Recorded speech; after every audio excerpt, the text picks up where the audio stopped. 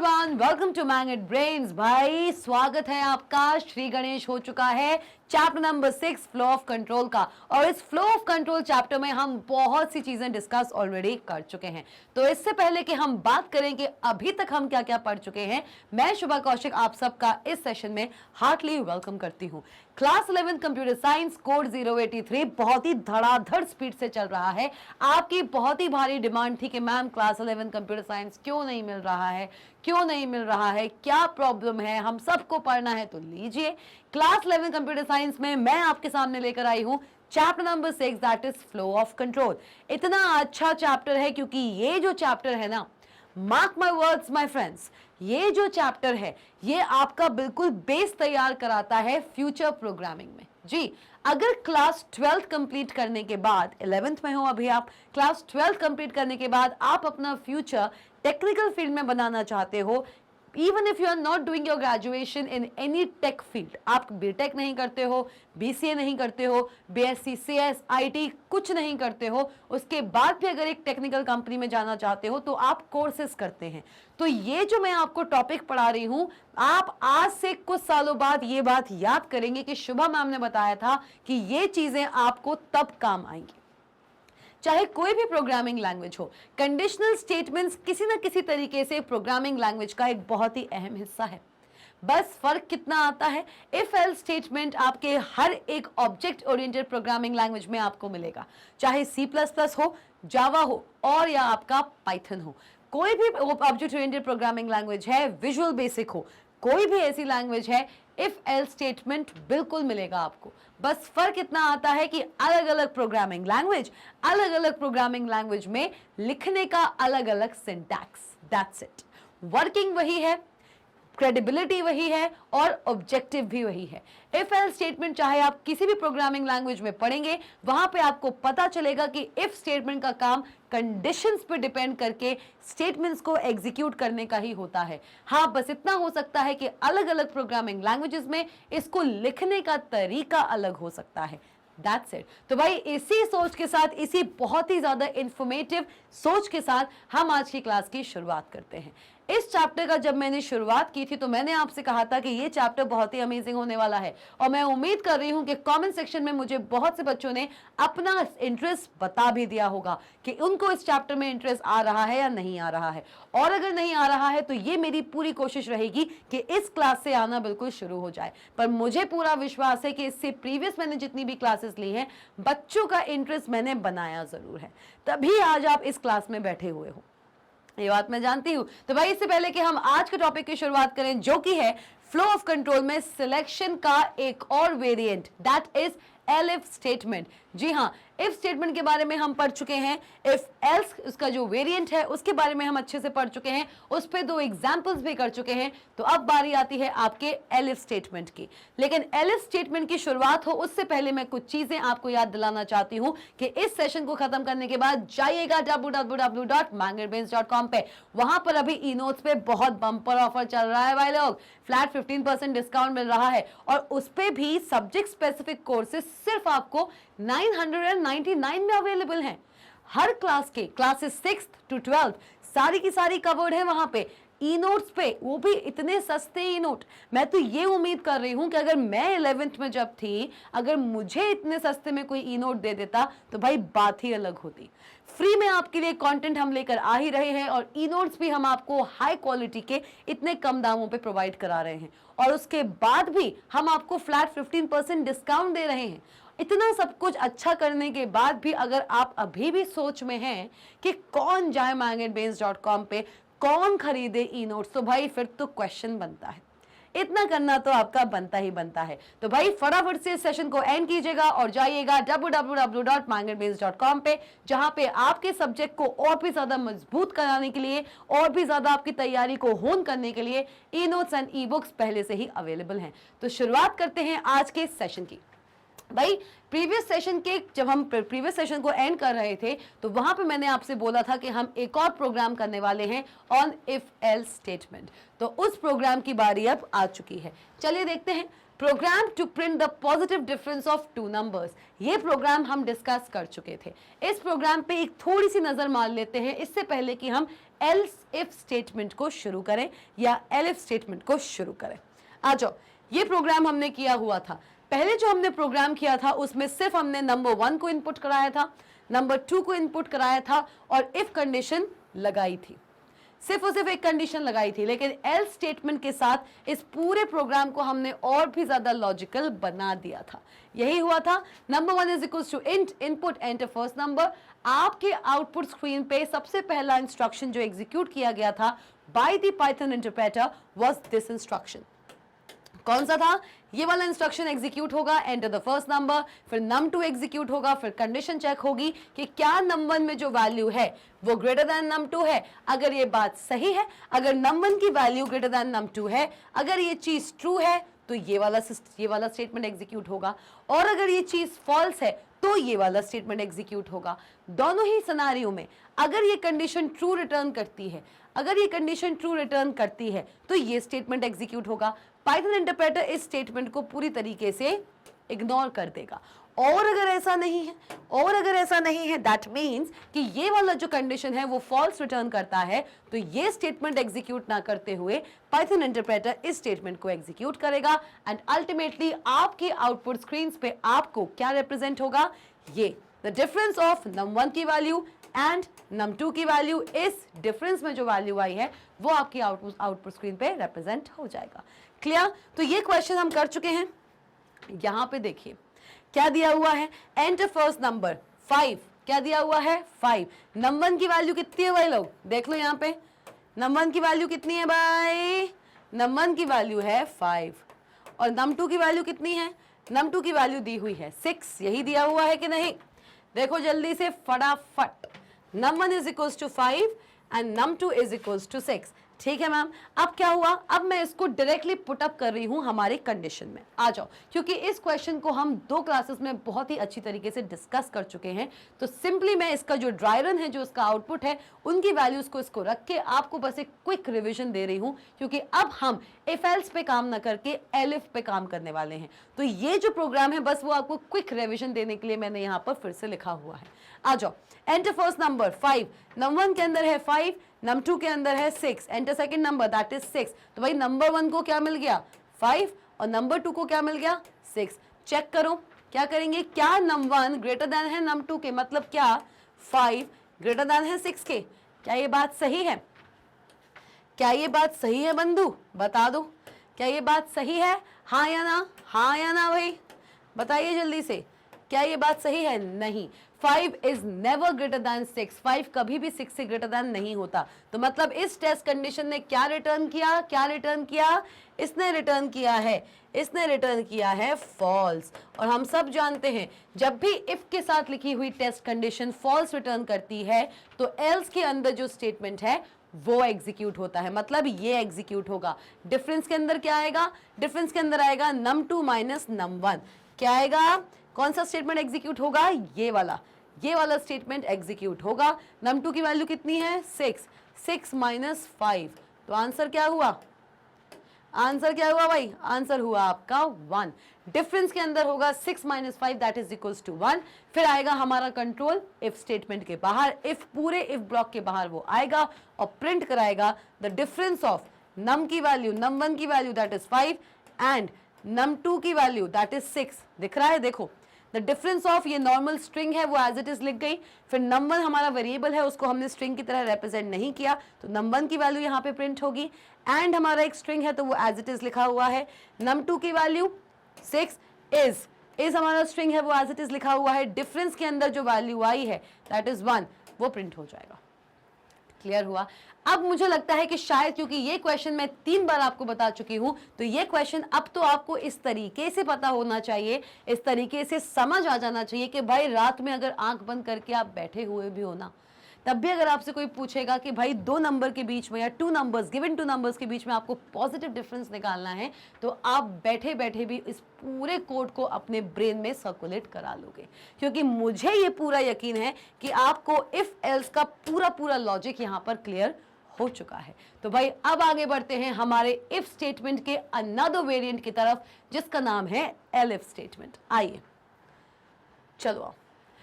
Many a time there are situations that require multiple conditions to be checked and it may lead to many alternatives। मतलब क्या होता है? मतलब ये है कि कभी कभार ऐसी सिचुएशन आती है जहां पे चूज करने के लिए, सिलेक्ट करने के लिए आपके पास बहुत सारी कंडीशंस हैं। एक चीज देखो, अभी जो हमने प्रीवियस एग्जाम्पल देखा उसमें आपके पास सिर्फ दो ही चीजें थी। क्या थी? लिखा हुआ था कि अगर num1 की वैल्यू num2 से बड़ी है, अगर ऐसा है तो ये कर दो, एक्स वाई जेड कुछ भी कर दो। मैंने क्या किया? मैंने difference is equal to num1 minus num2 कराया। आपने कुछ भी स्टेटमेंट दे दिया एग्जीक्यूट करने के लिए, आपने कुछ भी एग्जीक्यूट करा दिया, ठीक है। अगर ये ट्रू है, अगर ये ट्रू है तो ये होगा, अगर ये ट्रू है तो ये होगा, और अगर ये फॉल्स है, और अगर ये फॉल्स है, और अगर ये फॉल्स है तो क्या होगा? एल्स के अंदर, एल्स के अंदर जो लिखा हुआ है, एल्स के अंदर जो लिखा हुआ है ABC, ये एग्जीक्यूट हो जाएगा। यही था आपके पास। यहां पे क्या थी? केवल दो ही सिचुएशन थी, या तो num1 num2 से बड़ा हो सकता है या फिर उससे छोटा हो सकता है। ये आपकी दो सिचुएशंस थी। वहीं अगर मैं आपसे कह दूं कि num1 num2 से बड़ा हो सकता है, ठीक है, अगर ऐसा नहीं है तो वो डेफिनेटली num2 से छोटा होगा। लेकिन एक केस और बन सकता है, या तो num1, ये जो num1 है और ये जो num2 है, ठीक है, या तो num1 num2 से बड़ा हो सकता है या फिर num1 num2 से छोटा हो सकता है, या फिर एक तीसरा केस आ रहा है यहां पे। क्या भाई? जिनको समझ आ गया है बिल्कुल बताइए कमेंट सेक्शन में कि मैम क्या लिखने वाली है। फटाफट से बताइए कमेंट सेक्शन में कि मैम क्या लिखने वाली है। यहाँ पे मैम लिखने वाली हैं कि num1 या तो बड़ा होगा num2 के, या अगर ऐसा नहीं है तो वो डेफिनेटली num2 से छोटा होगा, या फिर जो num1 है, जो num1 है और जो num2 है, num1 जो होगा ना, num1 जो होगा ना वो इक्वल टू होगा num2 के। इक्वल टू कैसे भूल जाएंगे भाई? num1 या तो बड़ा होगा num2 के, num1 या तो छोटा होगा num2 के, या फिर num1 इक्वल होगा, या फिर num1 इक्वल होगा किसके? num2 के। इस चीज को ध्यान से देखिए, ये तीन सिचुएशंस बन सकती हैं, हाँ या ना। लेकिन इन तीनों सिचुएशंस को क्या मैं अकेले इफ एल्स से रिप्रेजेंट करा सकती हूं? नहीं करा सकती, पर करा सकती हूँ। आप चाहें तो उसको इफ एल्स से भी रिप्रेजेंट करा सकते हैं। अगर num1 ग्रेटर देन नहीं है num2 के, सपोज करो, तो या तो वो उससे छोटा होगा या उसकी इक्वल होगा। दोनों ही सिनारियो में आपके एल्स के अंदर जो केस लिखा हुआ है वो एग्जीक्यूट हो जाएगा।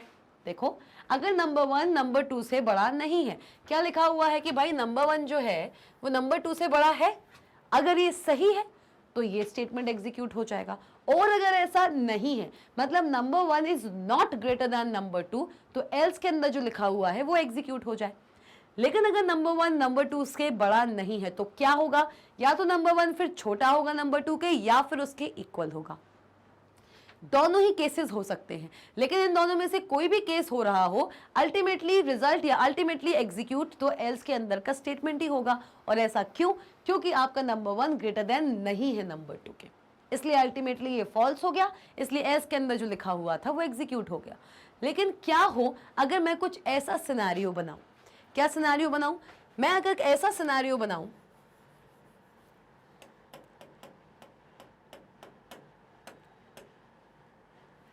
क्या बनाऊं मैंने कह दिया कि अगर num1 ग्रेटर देन है num2 के, तो क्या एग्जीक्यूट हो? क्या एग्जीक्यूट हो? अगर ऐसा है तो क्या एग्जीक्यूट हो? एग्जीक्यूट क्या हो? ABC। चलो XYZ ही ले लेते हैं, वहां पे XYZ लिखा हुआ है, XYZ एग्जीक्यूट हो अगर ये ट्रू है। ठीक, अगर ये ट्रू है तो ये एग्जीक्यूट होगा। ठीक है, अगर ये ट्रू नहीं है तो इन दोनों में से कोई एक केस हो सकता है। अगर ये ट्रू नहीं है तो इन दोनों में से कोई भी एक केस हो सकता है, या तो num1 लेस देन होगा num2 के, या num1 इक्वल टू होगा num2 के, तभी ये चीज रॉन्ग हो गई है। ठीक है, लेकिन अगर मैंने कह दिया कि अगर नंबर 1 ग्रेटर देन है नंबर 2 के तो एक्स वाई जेड एग्जीक्यूट हो, अगर नंबर 1 लेस देन है नंबर 2 के तो एबीसी एग्जीक्यूट ना होके, जो एबीसी एग्जीक्यूट हो रहा था जब ये चीज फॉल्स हो रही थी, एबीसी एग्जीक्यूट ना होके MNO एग्जीक्यूट हो जाए। क्या एग्जीक्यूट हो जाए? MNO एग्जीक्यूट हो जाए। और अगर ये भी नहीं है, नंबर 1 ना ही ग्रेटर है नंबर 2 के, नंबर 1 ना ही छोटा है नंबर 2 के, तो अल्टीमेटली हम क्या समझ जाएंगे कि हमारा जो नंबर 1 है वो इक्वल टू है नंबर 2 के। तब जाके हमारा जो एल्स में दिया हुआ है, तब जाके हमारा जो एल्स में दिया हुआ है दैट इज एबीसी, वो एग्जीक्यूट हो। मतलब क्या है इस बात का? मतलब ये है, इस सिनेरियो को पहले ढंग से देखो, पहले इसको खुद ढंग से देखो और बताओ कि ये चीज आपको समझ आ रही है क्या। देखिए इसको जरा। हाँ जी, तो देखा क्या है, इसको समझ आया मैंने क्या लिखा है? मैंने क्या लिखा कि अगर नंबर 1 ग्रेटर देन है नंबर 2 के तो एक्स वाई जेड एग्जीक्यूट हो जाए, जैसे कि हमें यहाँ पे दिख रहा है। मैं इसको इसी के रेफरेंस में बना रही हूँ, इस चीज को मैंने इसी के रेफरेंस में बनाया है, बड़े ध्यान से देखिए इस चीज को। अगर ऐसा नहीं है, अगर ऐसा नहीं है, नंबर 1 अगर लेस देन है नंबर 2 के तो MNO एग्जीक्यूट हो, और अगर ऐसा भी नहीं है तो अल्टीमेटली मैं ये समझ जाऊंगी कि नंबर 1 ना ही ग्रेटर देन है नंबर 2 के और ना ही लेस देन है, लेकिन इक्वल टू है। अगर इन दोनों में से कुछ नहीं है तो इक्वल टू होगा, तब जाके मेरा जो एबीसी लिखा हुआ है एल स्टेटमेंट के अंदर वो एग्जीक्यूट हो। तो ये क्या दिख रहा है आपको? ये दिख रहा है आपको that many a time there are situations that require multiple conditions. यहाँ पे आपको सिर्फ और सिर्फ एक कंडीशन देखने को मिली थी, लेकिन इस सिनेरियो में आपको देने पड़ेंगे बहुत सारी कंडीशंस। यहाँ पे आपको 3 कंडीशंस देखने को मिल रही हैं। क्या क्या? पहली कंडीशन के नंबर 1 नंबर 2 से बड़ा होना चाहिए, अगर ऐसा नहीं है तो नंबर 1 नंबर 2 से छोटा होगा, और अगर ऐसा भी नहीं है तब जाके हम ये मानेंगे कि नंबर 1 इक्वल टू होगा नंबर 2 के, और तब जाके एबीसी को हमने एग्जीक्यूट करवाया। तो यहाँ पे कितनी कंडीशंस हैं? अभी तक अब इफ एल्स स्टेटमेंट में, नॉर्मल जो हमारा इफ एल्स चल रहा था उसमें अभी तक हम सिर्फ और सिर्फ एक ही कंडीशन को टटोल रहे थे, that was number 1 greater than number 2। पर ऐसी सिचुएशन मैंने अराइज की जहां पे मुझे एक से ज्यादा कंडीशंस देखने को मिल गई। कौन कौन सी? ग्रेटर देन भी अब मुझे देखने को मिली है और लेस देन भी देखने को मिली है। क्या मिली है? मुझे ग्रेटर देन भी देखने को मिली है भाई, मुझे ग्रेटर देन भी देखने को मिल रही है और मुझे लेस देन भी देखने को मिल रही है। क्लियर? क्लियर हुआ? ये दोनों कंडीशंस अब मेरे सामने हैं। अभी तक सिर्फ एक कंडीशन चल रही थी, अब मेरे सामने मल्टीपल कंडीशंस हैं। तो देखो इसको। Many a time there are situations that require multiple conditions to be checked and it may lead to many alternatives. Okay. In such cases, अगर ऐसे केसेस आपके सामने अराइज करते हैं जहां पे एक से ज्यादा कंडीशंस आपको बनानी पड़ जाएगी, तो इसमें हम चेन करते हैं उन कंडीशंस को यूजिंग इफ एलिफ। हम किसका इस्तेमाल करते हैं? हम इस्तेमाल करते हैं इफ एलिफ स्टेटमेंट्स का। किन स्टेटमेंट्स का? इफ एलिफ स्टेटमेंट्स का। तो भाई इस पूरी कंडीशन को देख लीजिए, हमारे पास 2 कंडीशन है और अब हम करने वाले हैं एलिफ स्टेटमेंट का सिंटैक्स। किस तरीके से आप इफ स्टेटमेंट का another variant that is elif statement को बना सकते हैं। इन सारी चीजों को अकम्प्लिश करने के लिए, इस चीज को अकम्प्लिश करने के लिए, इस चीज को एक्वायर करने के लिए हम इफ एलिफ स्टेटमेंट का अब इस्तेमाल करेंगे। चलिए आइए देखते हैं। Syntax for a selection statement. Syntax for a selection structure using elif is as shown below. elif statement किस तरीके से काम करता है, इस syntax को एक बार देखिए और बताइए अगर ये syntax समझ ना आ रहा हो। चलिए जल्दी। हाँ जी, तो देखा इस पूरे के पूरे सिंटैक्स को, बहुत ही अमेजिंग सिंटैक्स है। कुछ ना कुछ आपको इफ एल्स सिंटैक्स से सिमिलर दिख रहा होगा। जो चीज आपको यहाँ पे अलग दिख रही होगी ना, जो चीज आपको यहाँ पे अलग दिख रही होगी, मैं जानती हूँ कि आपको क्या अलग दिख रहा है। आपको दिख रहा है ये वाला पोर्शन दिख रहा है, और ये सिर्फ एक ही नहीं दिख रहा है, एक ही बार नहीं दिख रहा है, ये आपको मल्टीपल टाइम्स दिखा है। दिखा? मतलब इफ वही है, उसके अंदर का स्टेटमेंट वही है, एल्स वही है, उसके अंदर का स्टेटमेंट अलग है, पर वही है। लेकिन ये जो 2 चीजें हैं भाई, ये क्या गोची है भाई ये क्या गोची है? तो भाई ये गोची है कि ये कहलाता है आपका एलिफ स्टेटमेंट। एलिफ स्टेटमेंट जो कि एक और वेरिएंट होता है हमारे इफ स्टेटमेंट्स का। जब ऐसी कोई कैटेगरी, जब ऐसी कोई सिचुएशन बिकती है जहां पे एक से ज्यादा कंडीशंस हमें देने पड़ते हैं, तो हम इसमें इस एलिफ कंडीशन का इस्तेमाल करते हैं। चलिए देखें हमने क्या सिनेरियो लिया। हमने सिनेरियो क्या लिया था? हमने सिनेरियो लिया था कि अगर नंबर 1 क्या है, नंबर 1 ग्रेटर देन है नंबर 2 के। अगर ऐसा है, रुकिए इसको मैं थोड़ा सा यहां पे बना रही हूं जिससे कि मैं इसको यहां पे साइड बाय साइड आपको समझाती भी जाऊं। ठीक है, अगर नंबर 1 जो है और जो नंबर 2 है, ठीक है, फिर हमारा नंबर 1 है और फिर हमारा नंबर 2 है, फिर हमारा नंबर 1 है और फिर हमारा नंबर 2 है। ठीक है मैम, तो भाई 3 सिनेरियोज मैंने आपके सामने रखे थे। नंबर 1 या तो ग्रेटर देन हो सकता है, या लेस देन हो सकता है, या फिर अल्टीमेटली इक्वल टू होता है नंबर 2 के। अब इस पूरे कंडीशंस को, इन पूरी चीजों को एलिफ में आप कैसे लिखेंगे? चलिए देखें भाई, आ जाओ देखते हैं इस पूरे सिनेरियो को। आइए, कैसे लिखोगे? लिखना शुरू करते हैं। इफ कंडीशन से मैं स्टार्ट करती हूं। इफ मैंने लिखा, हमेशा इफ पहले आएगा। क्या आएगा? बिल्कुल देखते जाइए, इसी चीज को मैं इसमें फ्रेम करने वाली हूं। इफ पहली कंडीशन, पहली कंडीशन क्या है? क्या हमारा जो नंबर 1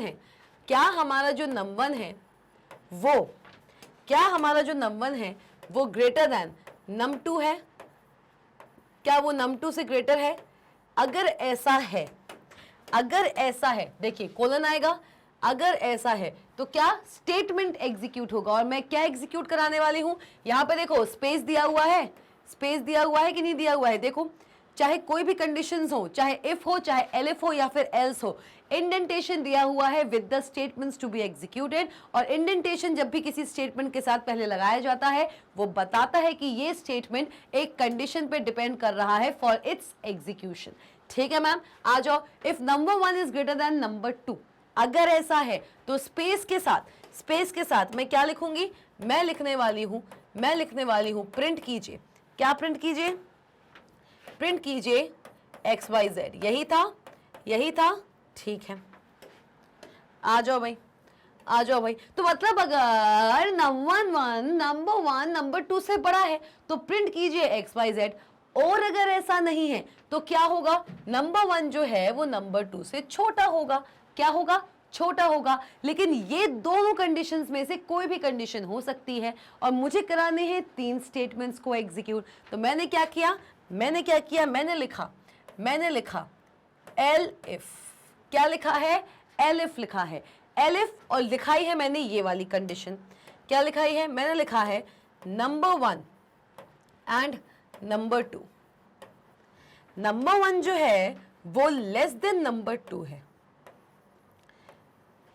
अगर ये होगा तो ये होगा। देखो, अगर ये कंडीशन ट्रू होगी तो ये रिटर्न होगा, ये एग्जीक्यूट होगा। अगर ये कंडीशन ट्रू होगी तो क्या एग्जीक्यूट होगा? तो एग्जीक्यूट होगा आपका क्या? XYZ। मैंने क्या बोला था? तो एग्जीक्यूट होगा आपका MNO।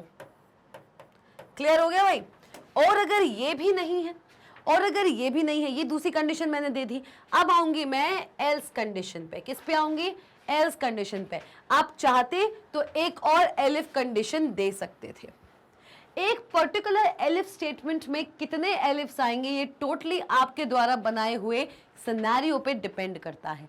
जरूरी नहीं है कि जो मैंने आपको ये सिंटैक्स दिया है कि एक इफ, 2 एलिफ और एक एल्स। नहीं, इफ तो आएगा ही आएगा, एल्स तो आएगा ही आएगा, लेकिन एलिफ कितने आएंगे वो आपके क्वेश्चन पे निर्भर करता है।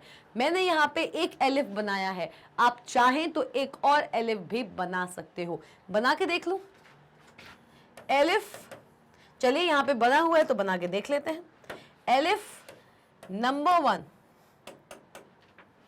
एलिफ जो नंबर 1 है और जो नंबर 2 है, क्या है भाई लोग? जो नंबर 1 है और जो नंबर 2 है वो एक दूसरे के इक्वल है। यही दिया हुआ है, इसको भी हमने लिख दिया।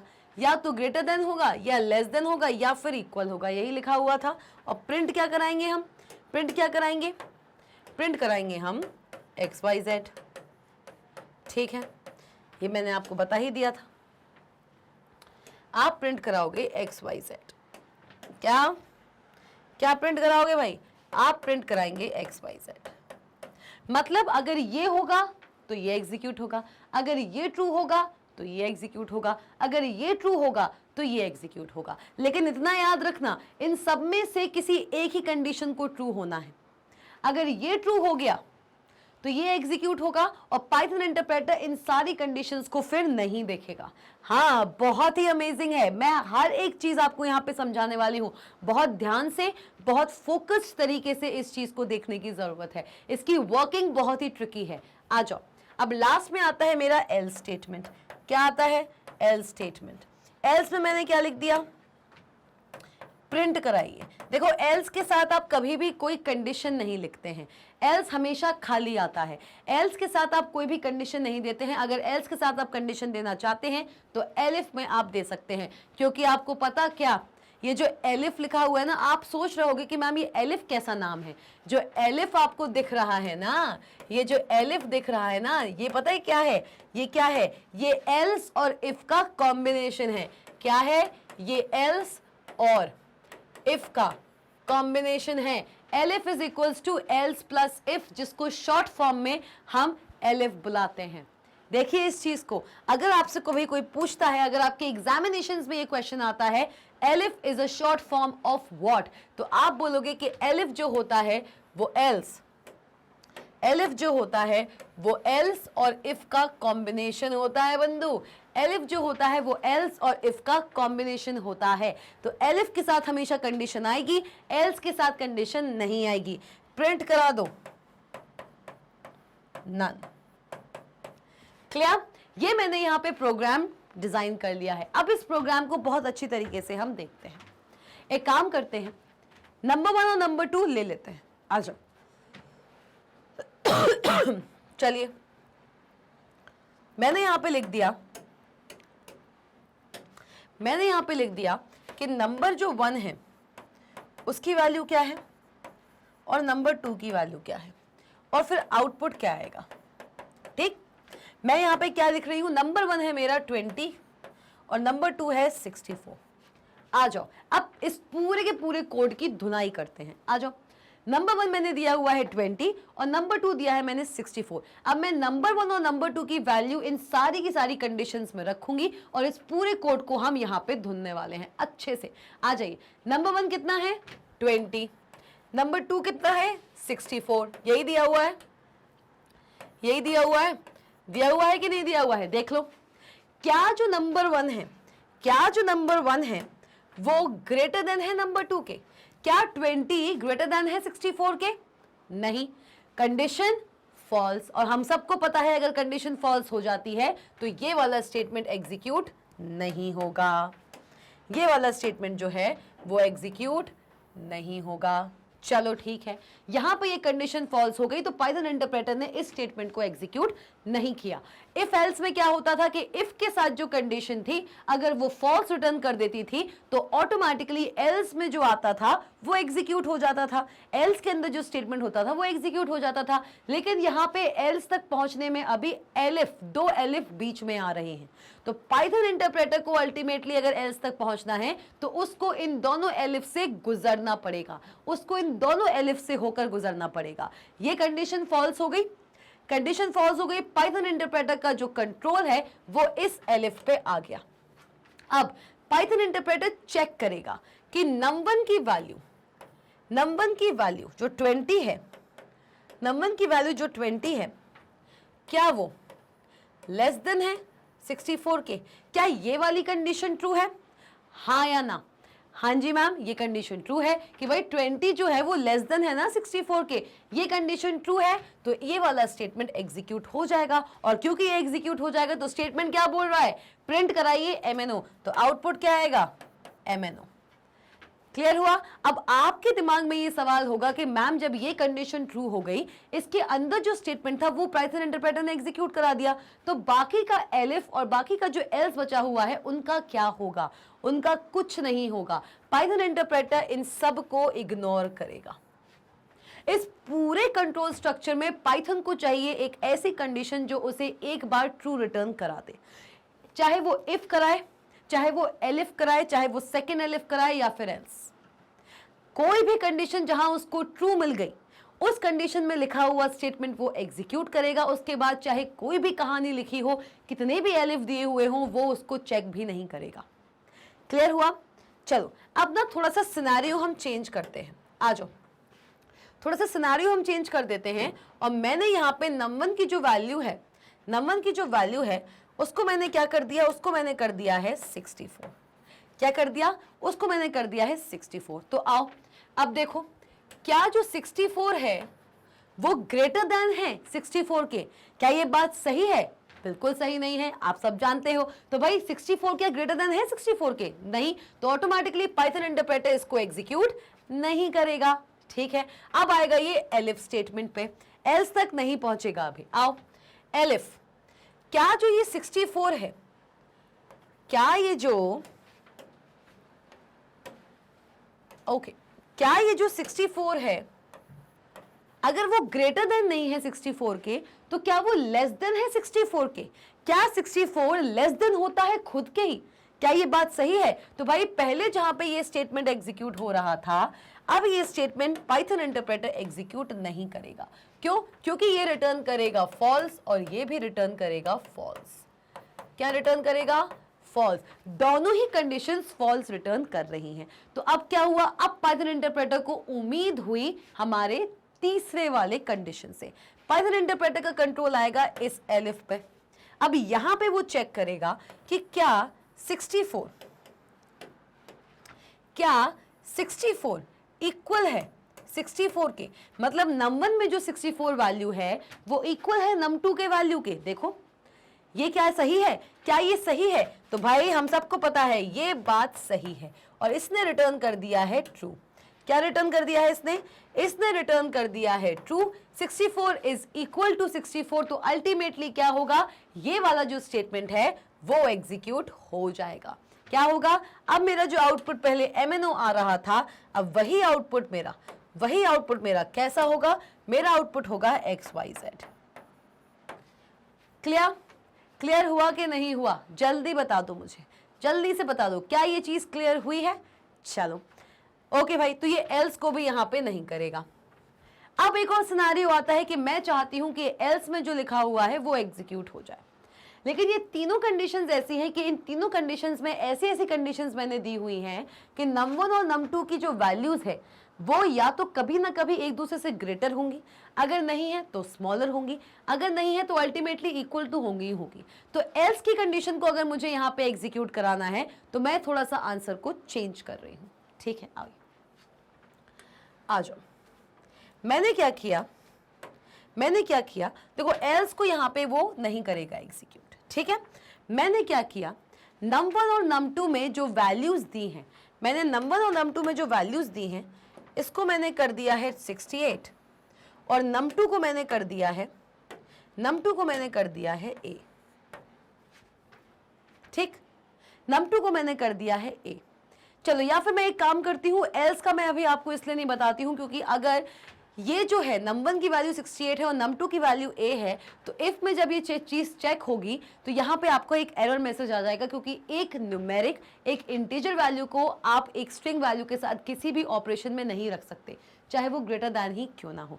चलिए कोई बात नहीं, इस चीज को हम यहाँ पे अभी स्किप करते हैं क्योंकि ये थोड़ा आगे का कॉन्सेप्ट है, ये थोड़ा हमारा आगे का कॉन्सेप्ट है। चलिए आइए, तो इस चीज से आपको समझ आया है? ये चीज आपको समझ आई है कि नहीं आई है? जल्दी बता दो, आई है कि नहीं आई है? जल्दी बताइए भाई, कमेंट सेक्शन में जाइए और बताइए मुझे। चलो, ये चीज समझ आ गई है कि कौन सा स्टेटमेंट है जो एग्जीक्यूट होगा। अब मैं थोड़ा सा इसमें मॉडिफिकेशन करने वाली हूं। इस कोड को बहुत अच्छे से देख लीजिए, इस कोड को बहुत ही अच्छे से देख लीजिए और बताइए कि ये कोड आपको क्लियर हुआ है कि नहीं हुआ है। अब मैं ना इसमें एक छोटा सा मॉडिफिकेशन करने वाली हूं। ठीक है, देखो ये जो लिखा हुआ था, ये जो हमारे सामने लिखा हुआ था, क्या लिखा हुआ था भाई? क्या लिखा हुआ था? ये जो हमारे सामने लिखा हुआ था थर्ड कंडीशन कि num1 जो है वो इक्वल टू होगा किसके? num2 के। तो XYZ आप प्रिंट करा दो। अब इस कंडीशन को मैं या इस प्रोग्राम को मैं जितना हो सके उतना छोटा लिखने की कोशिश करूंगी। एक बात याद रखना, किसी भी प्रोग्राम को आप जितना छोटा लिखते हैं उतना ही ज्यादा वो प्रोग्राम अच्छा होता है। एक प्रोग्राम में आप n नंबर ऑफ लाइंस लिख सकते हो, एक प्रोग्राम में आप मल्टीपल इंस्ट्रक्शंस लिख सकते हो, लेकिन जो प्रोग्राम कम से कम इंस्ट्रक्शंस में एक प्रॉब्लम को सॉल्व कर दे वो प्रोग्राम सबसे बेस्ट प्रोग्राम माना जाता है। हाँ, that program is considered by far the best and more complex program in comparison to the program in which a certain task, a certain problem is solved with the help of multiple lines of instructions. एक problem को solve करने के लिए अगर 10 step है और उसी problem को अगर मैं 3 स्टेप्स में सॉल्व कर दूं तो आप किस पर्टिकुलर एल्गोरिथम को यहाँ पे चूज करना पसंद करोगे? खुद बताइए। एक प्रॉब्लम दिया हुआ है आपके सामने और मैंने उसको 10 स्टेप्स दिए हैं कि इन 10 स्टेप्स को आप फॉलो करो तो इस प्रॉब्लम का आपको आंसर मिल जाएगा। और वही मैंने दूसरा जो आपको आंसर दिया है वहां पे मैंने आपको इसी प्रॉब्लम को सॉल्व करने के 3 स्टेप्स बता दिए। तो आपके लिए बेहतर स्टेप या बेहतर सोल्यूशन कौन सा है, 10 स्टेप्स वाला या फिर 3 स्टेप्स वाला? बताइए कमेंट सेक्शन में आपके लिए सबसे ज्यादा सुविधादायी कौन सा सोल्यूशन होगा। तो भाई मैं क्या कर रही हूं, मैं इसको थोड़ा सा चेंज कर रही हूं। देखो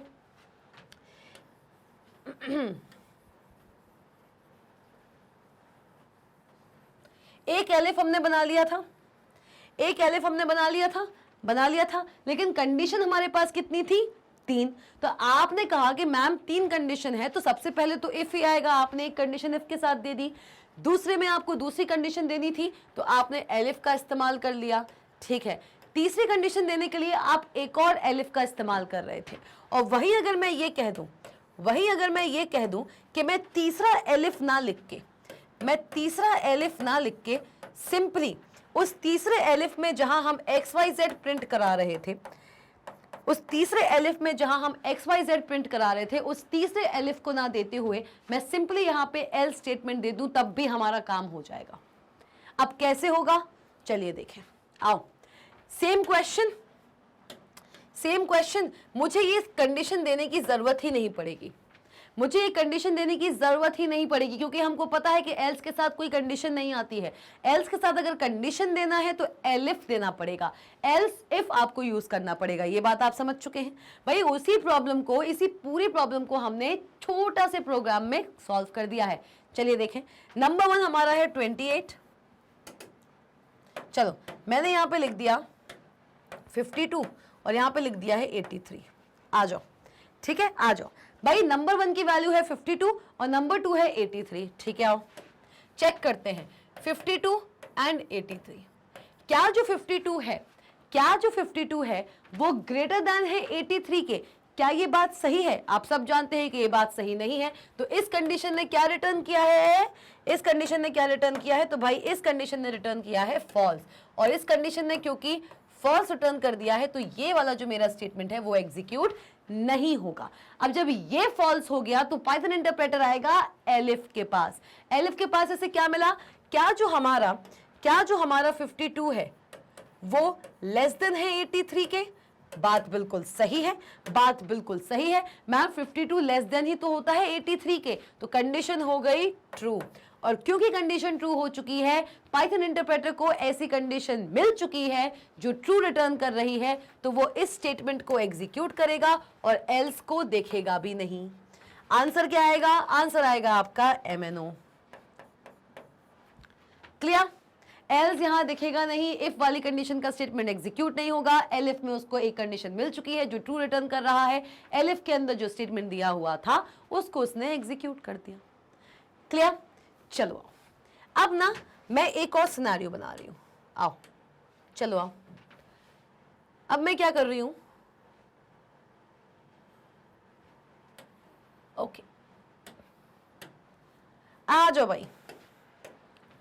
अब मैंने क्या करना है, अब मैं यहां पर आप सबके सामने एक और सिनेरियो बनाती हूं। चलो आओ, मैंने यहां पे लिख दिया 83 एंड 83, ठीक है। यही कंडीशन है, number 1 is equal to number 2। लेकिन ये कंडीशन आपको कहीं देखने को मिल रही है? नहीं मिल रही। लेकिन मैम आपने वैल्यूज एक सी दे दी है, अब क्या होगा? चलिए देखते हैं क्या होगा। भाई पहले चेक करो क्या जो 83 है और क्या ये जो 83 है क्या ये जो 83 है num 1 के अंदर 83 है, num 2 के अंदर 83 है, ये बात आपने देख ली। क्या 83 जो ये दिया हुआ है और क्या ये जो 83 दिया हुआ है वो एक दूसरे से ग्रेटर है? क्या जो num 1 की वैल्यू है वो ग्रेटर देन है num 2 की वैल्यू से? Of course this is wrong, ये बात गलत है। और क्योंकि ये फॉल्स है तो अल्टीमेटली मेरा पाइथन इंटरप्रेटर इस स्टेटमेंट को एग्जीक्यूट नहीं करेगा। ये बात हम समझ चुके। अब वो आएगा एलिफ पे। आइए मैम एलिफ पे आते हैं। एलिफ पे आएगा और देखेगा क्या ये जो 83 है, अगर एक 83 दूसरे 83 से ग्रेटर नहीं है तो स्मॉलर तो होगा, स्मॉलर तो होगा। तो क्या 83 से ही स्मॉल होता है? क्या 83 से ही स्मॉल होता है? क्या ये बात सही है? बताइए जल्दी से कमेंट सेक्शन में, क्या ये बात सही है? मैम मुझे तो नहीं लगता। तो भाई ये भी फॉल्स हो गया, तो भाई ये भी फॉल्स हो गया। अब ये भी फॉल्स हो गया, ये भी फॉल्स हो गया। तो अल्टीमेटली होगा क्या? अल्टीमेटली होगा क्या? पाइथन इंटरप्रेटर इस स्टेटमेंट को भी एग्जीक्यूट नहीं करेगा। और ये बात हम सब जानते हैं कि एल्स से पहले लिखी हुई कितनी भी कंडीशंस हो, अगर वो सारी कंडीशंस फॉल्स हो गई, अगर वो सारी कंडीशंस फॉल्स हो गई तो अल्टीमेटली एल्स के अंदर जो लिखा हुआ है वो एग्जीक्यूट हो जाता है, क्योंकि एग्जीक्यूट तो कराना ही है। एल्स से पहले लिखी हुई कोई भी एक कंडीशन अगर ट्रू हो गई तो उसका स्टेटमेंट एग्जीक्यूट होगा। एल्स तक पाइथन इंटरप्रेटर पहुंचा ही नहीं, लेकिन इस सिनेरियो में एल्स तक पाइथन इंटरप्रेटर पहुंच चुका है और भाई इन दोनों ही कंडीशंस में रिटर्न किया है फॉल्स, तो अल्टीमेटली एल्स के अंदर जो लिखा होगा वो एग्जीक्यूट हो जाएगा। मतलब MNO ना होके अब क्या आंसर होगा? XYZ। मतलब क्या है इस बात का? मतलब ये है कि इससे हम अपने लॉजिकल अगर हम अपना दिमाग चलाएं तो हम इतना समझ गए कि भाई अगर 83 ग्रेटर देन नहीं है 83 के, 83 लेसर भी नहीं है 83 के, तो अल्टीमेटली 83 इक्वल ही होगा 83 के, 83 इक्वल ही होगा 83 के। तभी एल्स वाली कंडीशन या एल्स में जो दिया हुआ है वो यहाँ पे एग्जीक्यूट हुआ। तो इस कंडीशन को मुझे लिखने की जरूरत ही नहीं पड़ी, ये कंडीशन ऑटोमेटिकली अंडरस्टूड है कि भाई जब 83 ना ही ग्रेटर है 83 के, 83 ना ही स्मॉलर है 83 के, तो भाई अल्टीमेटली वो इक्वल ही होंगे। और जब वो इक्वल है तो जो चीज मुझे एग्जीक्यूट करानी थी वो मैंने यहाँ करा दी एल्स के अंदर। क्यों मैं फिर से एलिफ बनाऊं, एलिफ में number 1 is equals to number 2 लिखूं, फिर प्रिंट XYZ करूं, जबकि मुझे पता है कि ये चीज ऑलरेडी अंडरस्टूड है। क्लियर हुआ? क्लियर हुआ? तो मतलब इतना बड़ा प्रोग्राम जो मैं लिख रही थी उसको मैंने थोड़ा सा स्मार्ट वर्क करके छोटे से कोड में बना दिया। काम वही हुआ, चीजें वही हुई, बस कोड जो था मेरा वो और भी ज्यादा छोटा हो गया है। और जैसे कि मैंने आपको बताया था कि जितना छोटा कोड उतना अच्छा प्रोग्राम, उतना अच्छा आपका सोल्यूशन। चलिए आगे बढ़ते हैं। मैं उम्मीद करती हूं कि आपको ये पूरा एलिफ स्टेटमेंट का स्ट्रक्चर, उसका सिंटैक्स और उसका काम करने का तरीका, उसका डेटा फ्लो, उसका लॉजिकल फ्लो समझ आया है। तो अगर समझ आया है तो ये क्वेश्चन देखिए, check whether a number is positive, negative और जीरो। चलो भाई, चलो चलो चलो चलो, बहुत ही अमेजिंग एग्जाम्पल है। इस एग्जाम्पल को हम करने वाले हैं। आपको अगर कोई भी आइडिया आ रहा है, भाई देखो जो भी प्रोग्राम मैं आपको यहाँ पे कराऊंगी, जरूरी नहीं है कि जो प्रोग्राम मैं जैसे कराऊं वैसे ही आप बनाएं। अगर आपको कोई इनोवेटिव आइडिया आ रहा है, अगर आपको लगता है कि हाँ इस प्रोग्राम को हम ऐसे भी सॉल्व कर सकते हैं, feel free to comment in the comment section. आपके सारे के सारे आइडियाज होल हार्टेडली यहाँ पे वेलकम्ड हैं। हो सकता है कि मैं जो आपको सोल्यूशन बताऊं उससे भी छोटे से सोल्यूशन में आप इस प्रोग्राम को ढूंढ डालो। तो बिल्कुल कमेंट सेक्शन में आप अपना आइडिया भी दे सकते हैं। चलिए आइए, now we have to check whether a number is positive, negative और जीरो। एक नंबर पॉजिटिव है या नेगेटिव है या जीरो है। तो क्वेश्चन क्या है? क्वेश्चन है कि मुझे लेना पड़ेगा एक नंबर। क्या करना पड़ेगा? मुझे एक नंबर लेना पड़ेगा और चेक कराना पड़ेगा कि क्या ये नंबर पॉजिटिव है, नेगेटिव है या जीरो है। तो इससे पहले कि हम अपने एग्जाम्पल के इस सोल्यूशन पे आए, इस एग्जाम्पल के, मैं एक चीज आपसे बोलना चाहती हूं। नंबर लाइन देखी है? नंबर लाइन देखी है? सबने देखी है। क्लास 9 से पढ़ते आ रहे हो या मैं तो कहूंगी क्लास 8 से पढ़ते आ रहे हो आप नंबर लाइन। नंबर लाइन में क्या होता है? नंबर लाइन में आता है सबसे पहले आपका जीरो। कहीं ना कहीं नंबर लाइन पे जीरो आता है। जीरो के राइट तरफ जितनी भी वैल्यूज आती हैं, सब कैसी होती हैं? जल्दी बता दो भाई।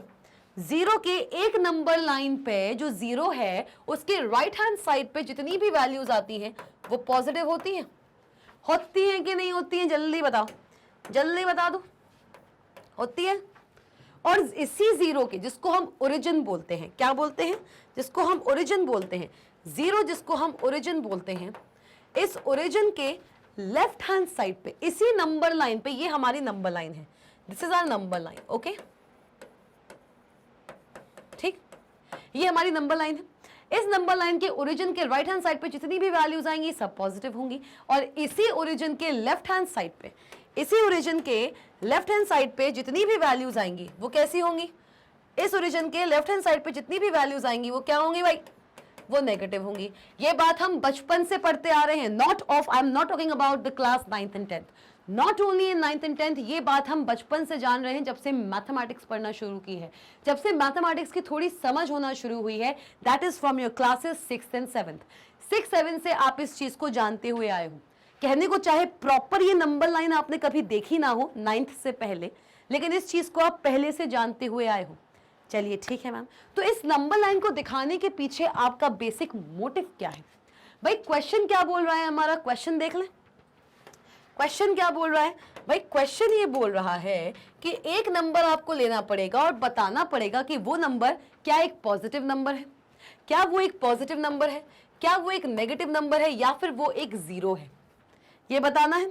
ठीक है मैम, तो भाई नंबर लाइन देख ली, समझ गए? ओके। अब इसी क्वेश्चन को अगर मैं फ्रेम करना चाहूं, इसी क्वेश्चन को अगर मैं फ्रेम करना चाहूं तो चलिए देखते हैं। आइए, इस नंबर लाइन को मैं यहां से हटा रही हूं, ठीक है? मुझे उम्मीद है कि आप इस चीज को समझ गए होंगे। चलो आओ भाई, एक चीज तो हमें समझ में आ गई कि हमारा जो प्रोग्राम बनेगा वहां पे एक नंबर मुझे लेना पड़ेगा। अच्छा ठीक, अब उस नंबर को हम यूजर से इनपुट रन टाइम पे दिलवाएंगे, और यूजर अपने हिसाब से कभी भी कैसे भी कोई भी इनपुट उसे दे सकता है। यूजर उसे एक पॉजिटिव इनपुट भी दे सकता है, यूजर उसे एक नेगेटिव इनपुट भी दे सकता है, और यूजर अगर चाहे तो जीरो भी दे सकता है।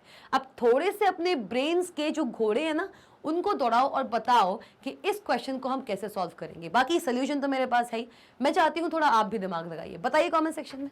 चल हाँ जी, तो दौड़ाए क्या अपने दिमाग के घोड़े?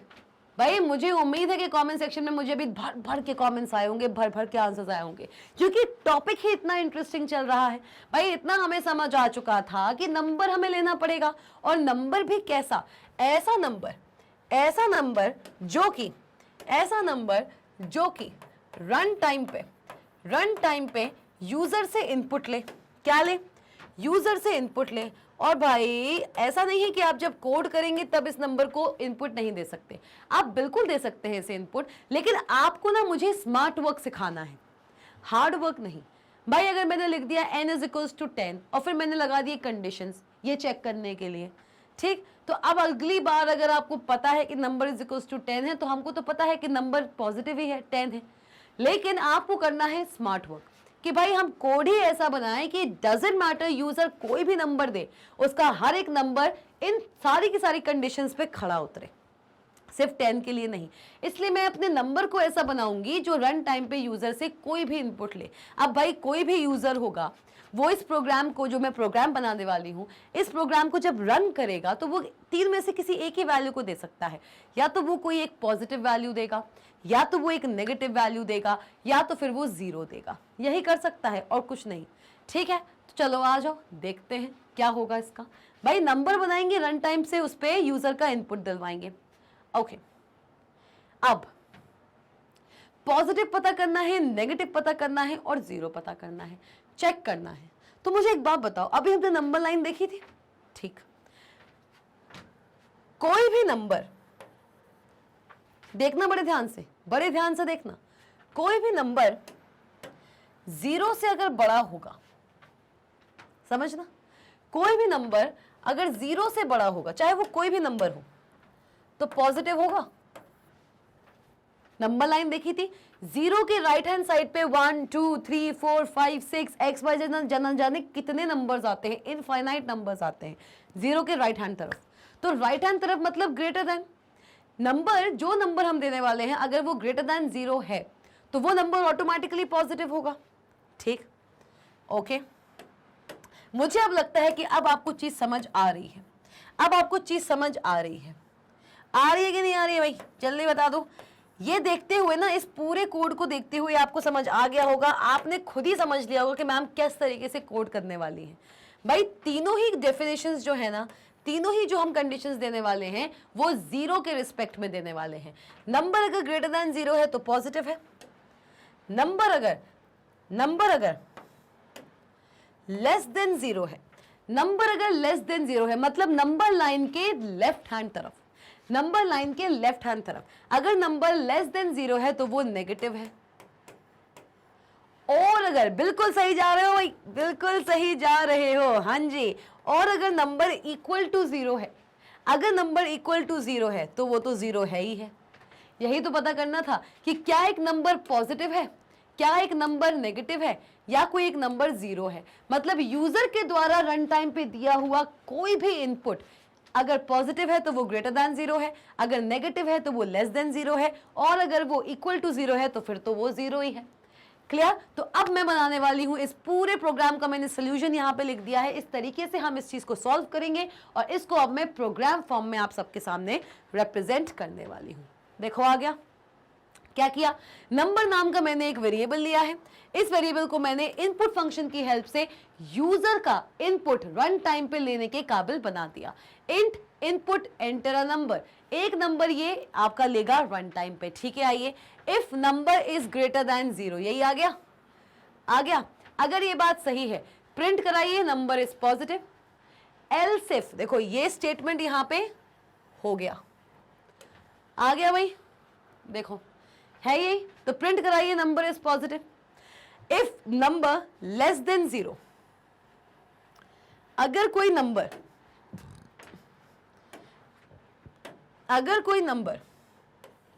लेस देन जीरो है तो वो नंबर नेगेटिव है, और कोई नंबर इक्वल टू जीरो है तो एलिफ लगा सकते थे इस कंडीशन को रिप्रेजेंट करने के लिए, लेकिन लगाने की जरूरत क्या है, कोई नंबर अगर ग्रेटर देन जीरो नहीं है, कोई नंबर अगर लेस देन जीरो नहीं है तो अल्टीमेटली वो नंबर जीरो के इक्वल है, तो एल्स नंबर इज जीरो। उसी कोड को, इतने बड़े कोड को जो हम लिख सकते थे उसको मैंने एल्स की हेल्प से छोटा कर दिया। तो अब इस पे एक काम करते हैं, इस पे एक आउटपुट निकाल के देखते हैं। क्लियर हुआ भाई, क्लियर हुआ। तो अब हम देने वाले हैं नंबर की वैल्यू। क्या देने वाले हैं, हम देने वाले हैं नंबर की वैल्यू। क्या होगा, क्या प्रिंट होगा, सबसे पहले प्रिंट होगा एंटर अ नंबर, ये वाला स्टेटमेंट एग्जीक्यूट होगा, और क्या होगा भाई, देख लो भाई, आ जाओ, enter a number, enter a number, enter a number, और मैं यहाँ पे एक नंबर एंटर कराने वाली हूँ।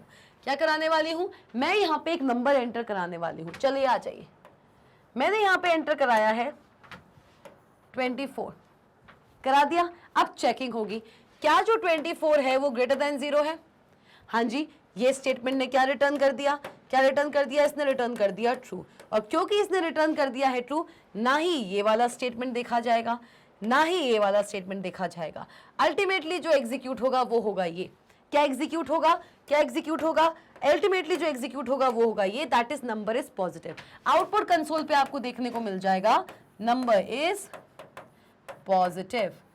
क्लियर हुआ, क्लियर हो गया भाई। अभी भी अगर आपको डाउट है, आपको समझ नहीं आ रहा है कि ये कैसे काम कर रहा है, ये पूरे प्रोग्राम का ड्राई रन हम कैसे कर रहे हैं, कमेंट सेक्शन में जाइए और बताइए कि आपको एल इफ स्टेटमेंट क्लियर नहीं हुआ है। और जिनको क्लियर हो गया है तो मुझे इतना बिल्कुल यकीन है, बिल्कुल यकीन है कि उनको बहुत इंटरेस्ट आ रहा होगा इन प्रोग्राम्स को सॉल्व करने में। अगर आ रहा है तो कॉमेंट सेक्शन में मुझे बताना मत भूलना। मैं आपसे बार बार पता क्यों बोलती हूँ कि अगर आपको ये चीज़ अच्छी लग रही है, अगर आपको इंटरेस्ट आ रहा है तो कमेंट सेक्शन में मुझे बताइए। इसलिए बोलती हूँ क्योंकि अगर आपको इंटरेस्ट आ रहा है तो मुझे लगता है कि मेरी टीचिंग सक्सेसफुल है। मैं आपका इंटरेस्ट जगाना चाहती हूँ कोडिंग में, और जब बच्चा ये बोलता है कि हाँ मैम हमें ये चीज़ अच्छी लग रही है, इंटरेस्ट आ रहा है, तो टीचर को भी मोटिवेशन मिलता है, हमको भी मोटिवेशन मिलता है कि हम और भी अच्छी तरीके से, अगर बच्चे को इंटरेस्ट आ रहा है, हम और भी अच्छी तरीके से, और भी अच्छे अच्छे एग्जाम्पल्स की हेल्प से उसके ये कॉन्सेप्ट उसके तक पहुँचाएं। क्लियर? चलिए, इसलिए मैं बार बार बोलती हूँ। अच्छा भाई आ जाओ, अब मैं यहाँ पे देने वाली हूँ नंबर। अब मैं यहाँ पे थोड़ा सा चेंज करने वाली हूँ। मैंने यहाँ पे दे दिया माइनस का 28। ठीक, 20 बहुत हो रहा है, 40 कर लेते हैं। माइनस का 40 दे दिया। आ जाओ भाई, भाई नंबर देख के ही समझ आ गया कि माइनस का है, तो क्या अल्टीमेट यहाँ पे एग्जीक्यूट होगा, फिर भी देख लेते हैं। आ जाओ, क्या ये जो मेरा -40 है वो ग्रेटर देन है 0 के? -40 कभी ग्रेटर होता है 0 के? क्या ये बात सही है? 40 जरूर ग्रेटर होता है 0 के, पर क्या -40 ग्रेटर होता है 0 के? नहीं मैम, नहीं होता है, नहीं होता है। तो भाई क्या रिटर्न किया? फॉल्स। और भाई फॉल्स अगर रिटर्न कर दिया है तो क्या एग्जीक्यूट नहीं होगा? ये एग्जीक्यूट नहीं होगा। फिर से चेक होगा, क्या नंबर जो -40 है वो लेस देन है किसके? 0 के। क्या ये बात सही है? क्या -40 लेस देन है 0 के? क्या ये बात सही है? तो भाई हम सब जानते हैं कि ये बात सही है। हमारे पाइथन इंटरप्रेटर को एक ही कंडीशन ट्रू चाहिए थी जो उसको मिल चुकी है, तो अल्टीमेटली ना ही इसने इसको एग्जीक्यूट किया, ना ही ये इसको एग्जीक्यूट करेगा, अल्टीमेटली ये एग्जीक्यूट करेगा इस स्टेटमेंट को, और हमारा आउटपुट हो जाएगा नंबर इज नेगेटिव। क्या होगा भाई? क्या होगा? यही होगा मैम, यही होगा, नंबर इज नेगेटिव। ये वाला जो स्टेटमेंट है वो एग्जीक्यूट हो जाएगा। चलो आओ, अब आते हैं हमारे थर्ड ट्रायल पे, जिस पे मैं देने वाली हूं नंबर इज इक्वल्स टू 0। आ जाओ भाई, आ जाओ, देखते हैं क्या 0 ग्रेटर देन 0 है? फॉल्स। पाइथन इंटरप्रेटर इस स्टेटमेंट को एग्जीक्यूट नहीं करेगा, दूसरी वाली कंडीशन चेक करेगा। आइए, क्या 0 लेस देन 0 है? फॉल्स। क्या आ गया? फॉल्स। तो पाइथन इंटरप्रेटर इसको भी एग्जीक्यूट नहीं करेगा। ठीक, अब जब दोनों ही कंडीशन फॉल्स हो गई, और हम सब जानते हैं कि जब इफ की कंडीशन फॉल्स हो जाती है, एलिफ की कंडीशन फॉल्स हो जाती है, तो अल्टीमेटली लास्ट में बचता है क्या? दैट इज एल्स, और एल्स में लिखा हुआ है नंबर इज, जल्दी बोल दो, लाउड चीयर कर दो भाई, लाउड चीयर कर दो, बिल्कुल, नंबर इज 0।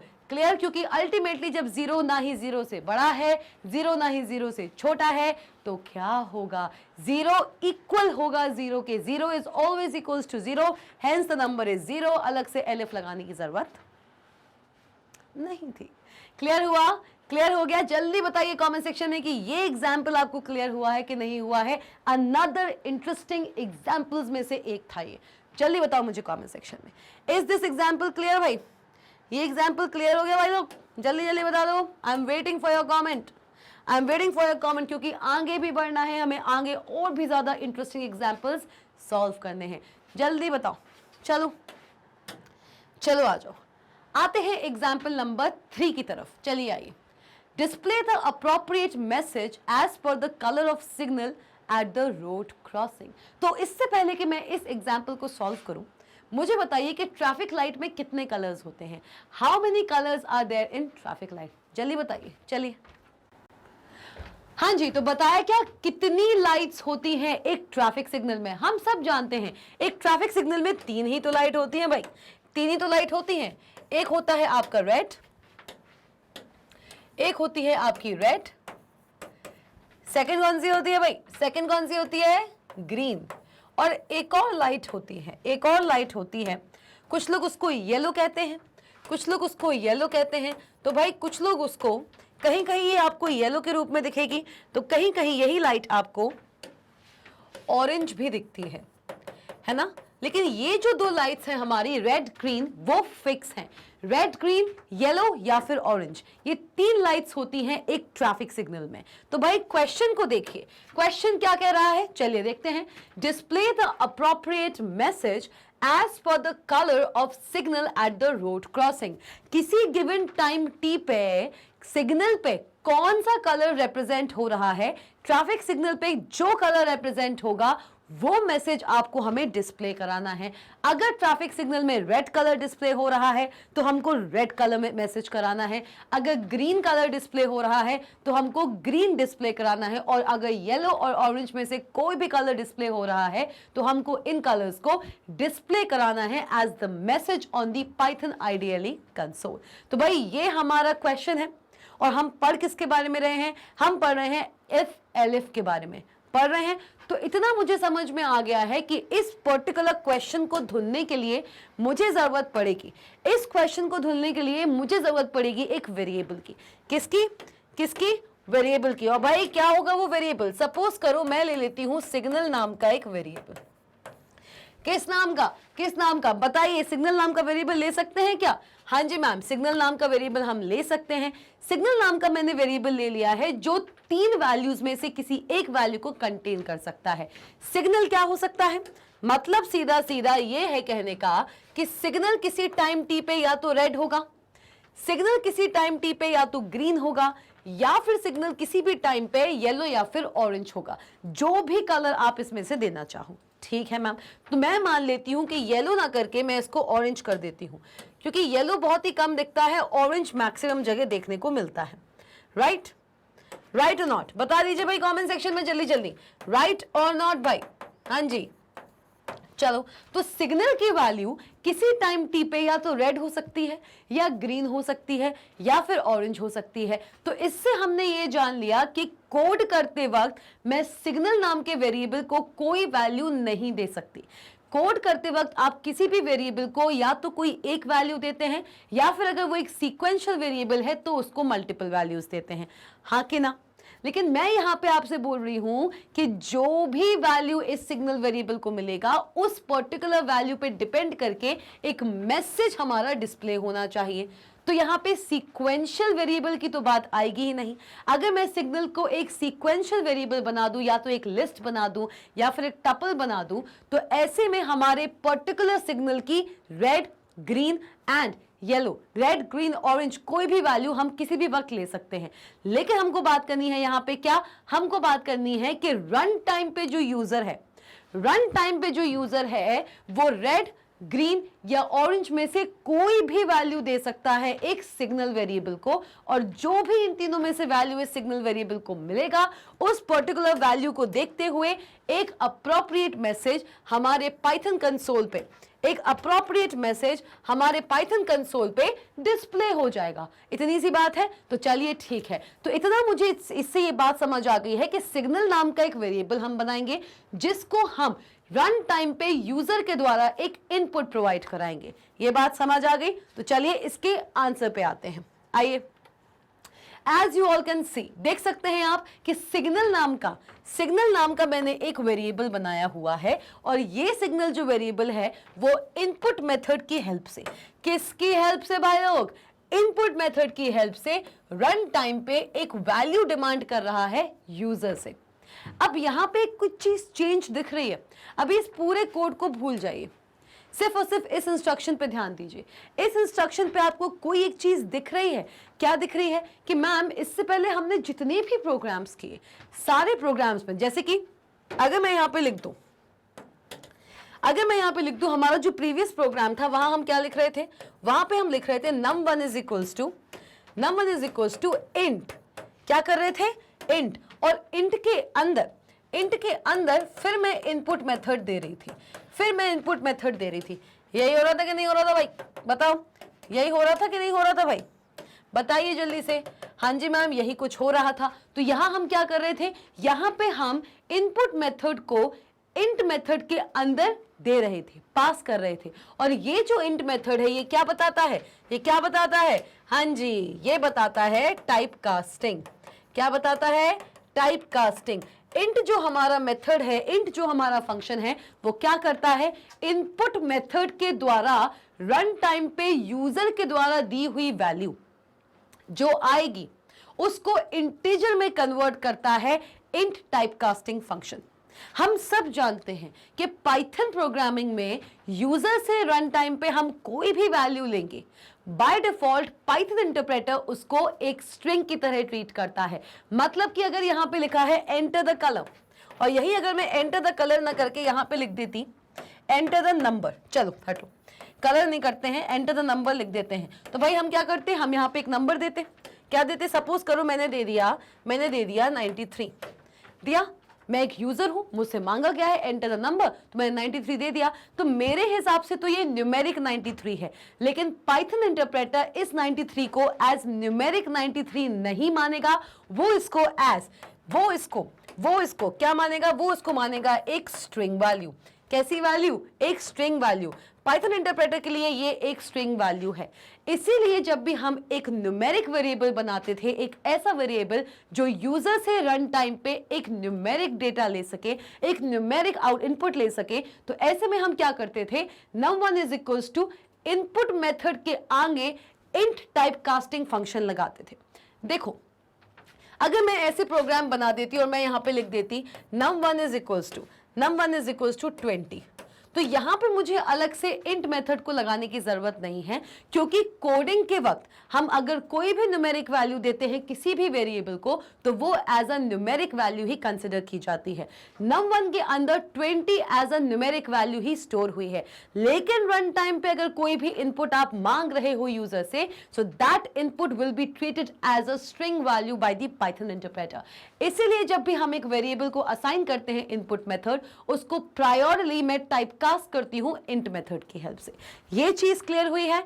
ये चीज क्लियर हुई है, क्योंकि मैं जानती हूं हमारे ऐसे बहुत से स्टूडेंट्स होंगे जो इस प्रोग्रामिंग कोड को देख के ये जरूर बोलेंगे कि मैम इस इनपुट के आगे इंट क्यों नहीं लगाया। हमने पुराने जितने भी एग्जाम्पल्स किए हैं उन सब में इंट मेथड को हमने पहले लगाया है, तो भाई इसलिए नहीं लगाया। अब इस क्वेश्चन में सॉरी, इस क्वेश्चन में हमने इंट क्यों नहीं लगाया है? क्योंकि मुझे यूजर से रन टाइम पे एक स्ट्रिंग वैल्यू ही चाहिए है। वो स्ट्रिंग वैल्यू या तो रेड हो सकती है, या ग्रीन हो सकती है, या फिर ब्लू हो सकती है, या फिर सॉरी ऑरेंज हो सकती है। ये तीनों ही वैल्यूज हो सकती है यूजर के थ्रू, और ये तीनों वैल्यूज आप अपने आप में ही क्या है, एक स्ट्रिंग वैल्यू। और भाई हम सब जानते हैं कि रन टाइम पे यूजर जो भी वैल्यू देता है, पाइथन इंटरप्रेटर उसको बाय डिफॉल्ट एक स्ट्रिंग की तरह ही कंसिडर करता है। और इस प्रोग्राम की डिमांड है कि हमें यूजर से रन टाइम पे एक स्ट्रिंग वैल्यू चाहिए out of these 3 given values, right? तो हम क्यों उसको जबरदस्ती इंट मेथड लगा के टाइपकास्ट करने की कोशिश करेंगे? नहीं करेंगे। सिंपली सिग्नल नाम का हम एक वेरिएबल लेंगे, उसको असाइन कराएंगे एक input method, enter the colour. तो अब मैं डायरेक्टली आ रही हूं हमारे आउटपुट पे। चलो भाई कोड को देखते जाएं और आउटपुट निकालते जाएं, मजा आने वाला है इस प्रोग्राम में। आ जाओ आउटपुट निकालते हैं। चलिए आइए, सबसे पहला इंस्ट्रक्शन, भाई केवल मुझे ही नहीं करना है, ये आप भी कर सकते हैं। कमेंट सेक्शन में बताते जाइए अपना अपना आंसर। भाई आउटपुट निकाला, सबसे पहला इंस्ट्रक्शन, सिग्नल नाम का वेरिएबल है जिसको असाइन किया है इनपुट मेथड, तो क्या होगा? सबसे पहले आएगा एंटर द, ये मैसेज डिस्प्ले हो जाएगा आपके पाइथन कंसोल पे। आइए, एंटर द कलर आया।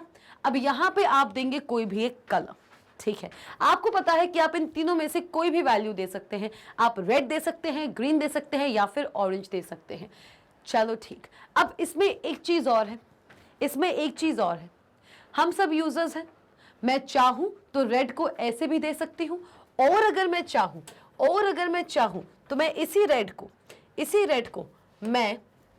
को स्मॉल रेड भी लिख सकती हूं, इसी ग्रीन को मैं स्मॉल ग्रीन भी लिख सकती हूं। और भाई जब इसी रेड को स्मॉल रेड लिख सकते हैं, इसी ग्रीन को स्मॉल ग्रीन लिख सकते हैं, तो भाई इसी ऑरेंज को क्या हम स्मॉल ऑरेंज नहीं लिख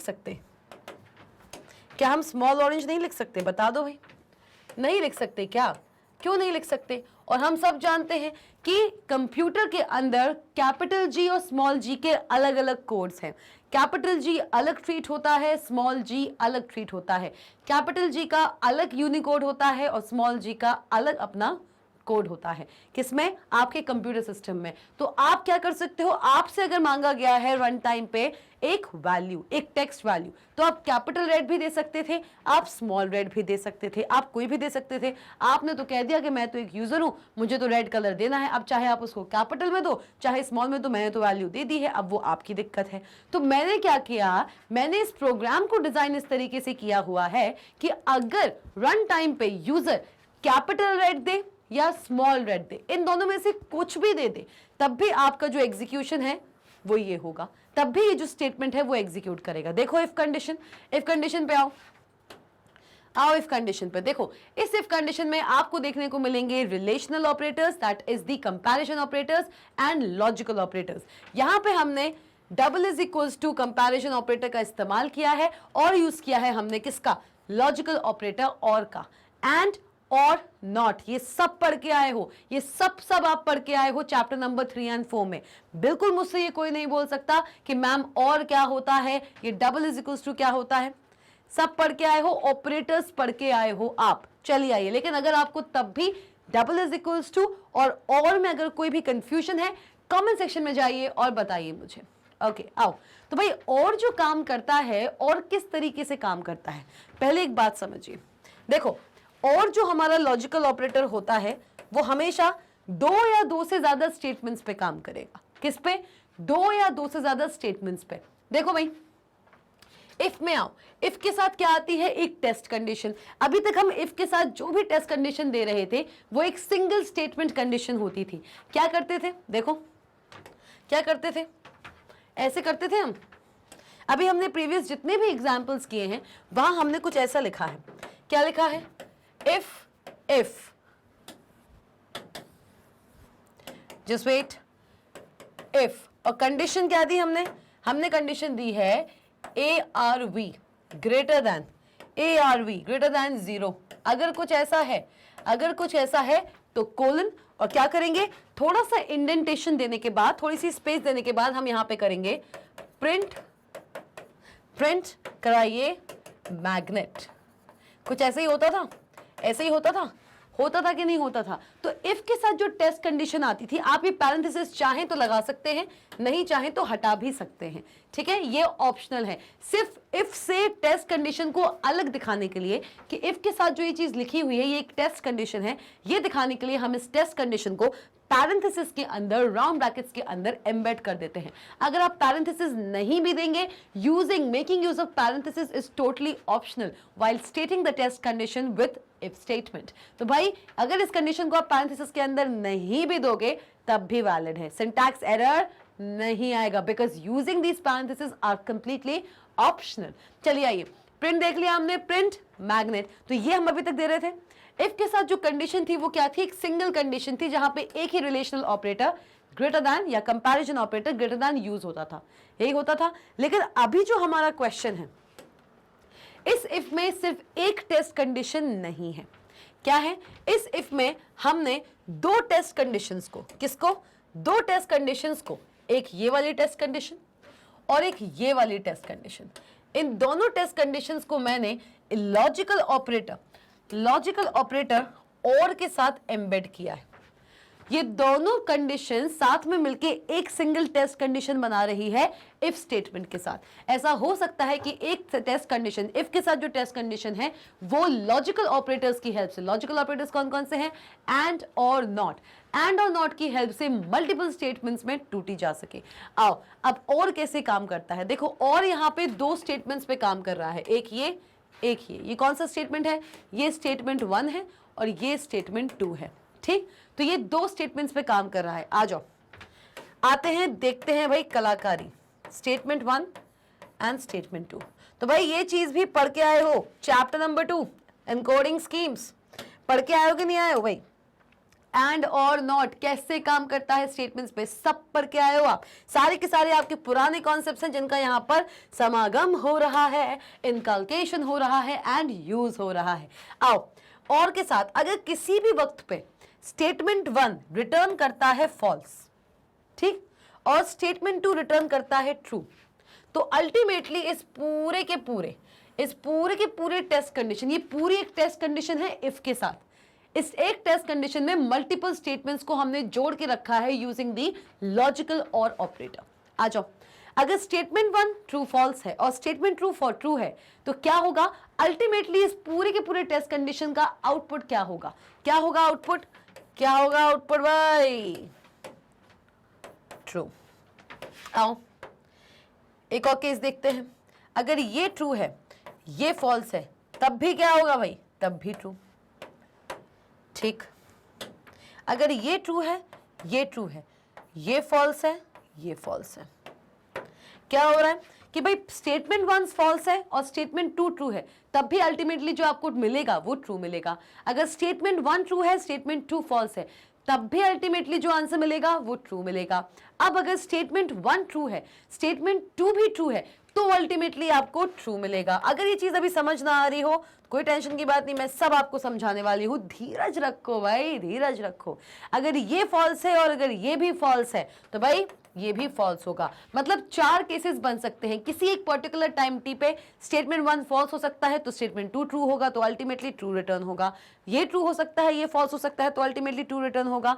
ये ट्रू हो सकता है, ये भी ट्रू हो सकता है, तो अल्टीमेटली ट्रू रिटर्न होगा। लेकिन अगर दोनों ही फॉल्स हैं तो अल्टीमेटली फॉल्स रिटर्न होगा।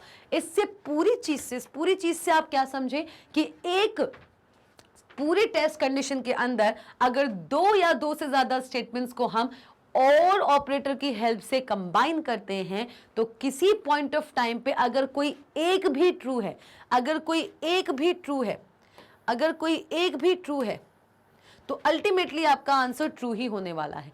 लेकिन अगर दोनों ही फॉल्स हैं तभी आपका लॉजिकल और ऑपरेटर फॉल्स रिटर्न करेगा, वरना नहीं। क्लियर क्लियर क्लियर हुआ है ना? कि मतलब दोनों स्टेटमेंट्स में से कोई एक भी अगर फॉल्स है और दोनों ही फॉल्स है, या किसी दोनों स्टेटमेंट्स में से कोई एक भी अगर ट्रू है तो ट्रू होगा। लेकिन अगर दोनों ही स्टेटमेंट्स फॉल्स हैं तब भी एक ऐसी क्राइटेरिया बनेगा, एक ऐसी कंडीशन बनेगी जो अल्टीमेटली फॉल्स रिटर्न करेगा। तो ये एक आपका पूरा का पूरा मैंने एक टेबल बनाई है कंपैरिजन की कि कैसे ये वर्क करता है और ऑपरेटर कैसे वर्क करता है। इसको एक बार ध्यान से देखिए क्योंकि इसी टेबल पे बेस्ड अब मैं ये सॉल्व करने वाली हूँ।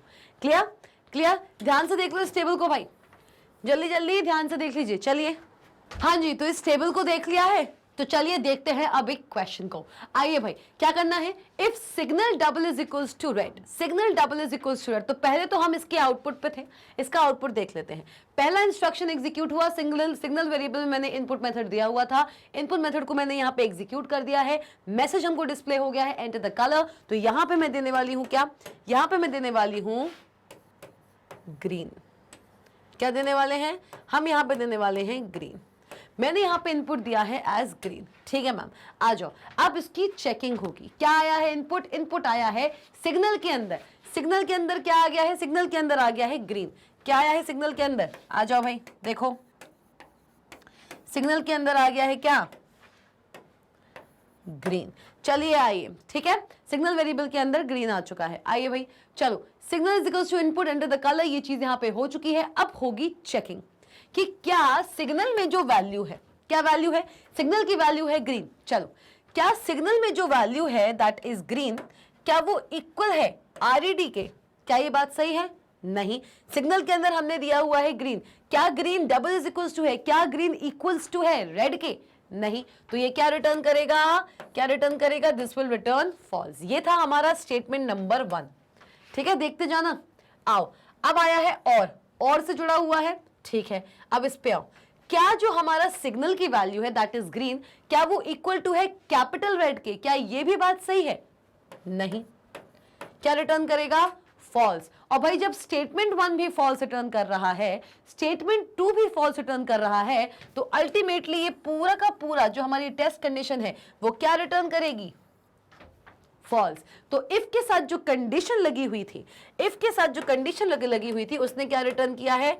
उसने क्या रिटर्न किया है? उसने रिटर्न किया है भाई फॉल्स। और इफ के साथ जो ये कंडीशन है उसने जब फॉल्स रिटर्न किया हुआ है, तो हम सब जानते हैं कि इफ के साथ कंडीशन अगर फॉल्स रिटर्न करती है तो उसके अंदर जो स्टेटमेंट होता है वो एग्जीक्यूट नहीं होता है, और पाइथन इंटरप्रेटर फिर दूसरी कंडीशन को चेक करता है। आइए, अब आएगा पाइथन कंडीशन एलिफ कंडीशन पे, जो हमारी सेकंड एलिफ कंडीशन है उस पे आया, और यहां पे चेकिंग होगी। अब सिग्नल के अंदर ग्रीन दरा दिया हुआ है, सिग्नल के अंदर ग्रीन वैल्यू पहले से दी हुई है। देखिए ग्रीन वैल्यू है। ठीक है, आइए, क्या ग्रीन सिग्नल की वैल्यू मतलब ग्रीन, क्या green double is equals to orange के है? क्या ग्रीन ऑरेंज के इक्वल है? क्या ये बात सही है? नहीं। क्या रिटर्न किया? फॉल्स। और क्या स्मॉल ग्रीन इक्वल टू है कैपिटल ऑरेंज के? क्या स्मॉल ग्रीन इक्वल टू है कैपिटल ऑरेंज के? नहीं, ये बात भी गलत है। तो भाई फॉल्स और फॉल्स, फॉल्स और फॉल्स, मतलब फॉल्स और फॉल्स गिव्स यू फॉल्स। ये पूरा कंडीशन भी आपको फॉल्स रिटर्न कर रहा है। तो भाई जब ये भी फॉल्स रिटर्न कर रहा है तो इसका जो स्टेटमेंट है वो भी एग्जीक्यूट नहीं होगा बाय द पाइथन इंटरप्रेटर। अब पाइथन इंटरप्रेटर आएगा किसकी तलाश में, उसे कोई एक ऐसा कंडीशन चाहिए जो उसको ट्रू रिटर्न करा दे। जब उसको वो कंडीशन मिल जाएगी, पाइथन इंटरप्रेटर उस इफ के अंदर या एलिफ के अंदर या एल्स के अंदर, जिसके साथ भी वो कंडीशन है जो ट्रू रिटर्न कर रही है, उसके अंदर, उसकी बॉडी के अंदर दिए हुए स्टेटमेंट को एग्जीक्यूट करेगा और बाहर आ जाएगा।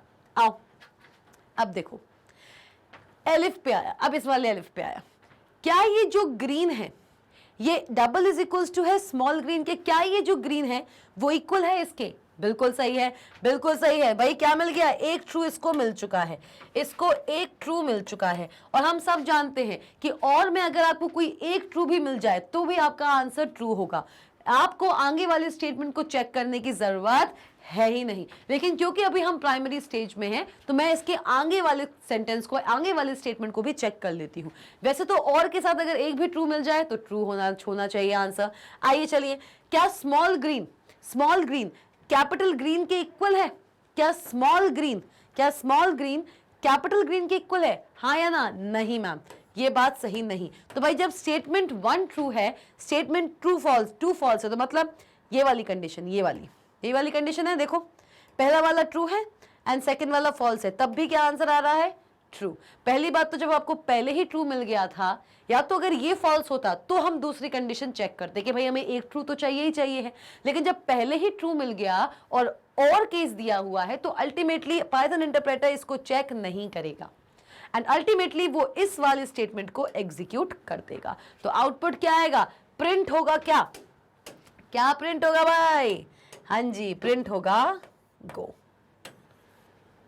क्या प्रिंट होगा? प्रिंट होगा आपका गो। क्लियर हो गया भाई? बताइए, क्लियर हुआ है? चलिए, अब जब क्लियर हो गया है तो एक चीज और देख लेते हैं इसमें, आइए चलो। बच्चे होशियार हो चुके हैं, आओ।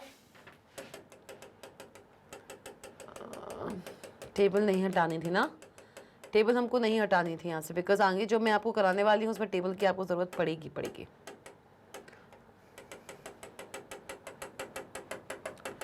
चलिए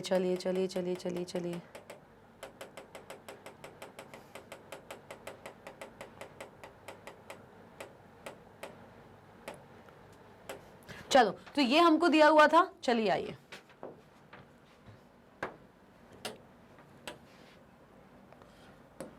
ठीक।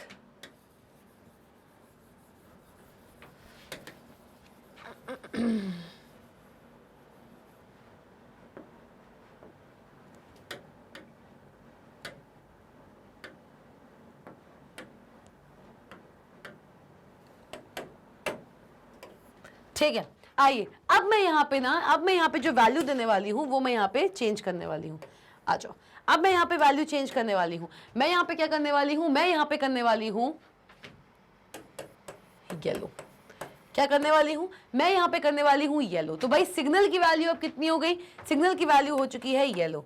और जब सिग्नल की वैल्यू येलो हो चुकी है तो ना ही ये जलेगा क्योंकि ये रेड के इक्वल है, ना ही ये चलेगा क्योंकि ये ऑरेंज के इक्वल है, और ना ही अब ये चलेगा। तो जब ऐसी कोई सिचुएशन होगी, येलो इनमें से किसी के इक्वल नहीं होगा, तो इसमें इस पूरे कोड में एक चीज मिसिंग है। और वो एक चीज क्या है? बिल्कुल सही समझे। क्या है वो एक चीज भाई? क्या है? हाँ, वो है हमारा एल्स स्टेटमेंट। कौन सा स्टेटमेंट? वो है हमारा else statement.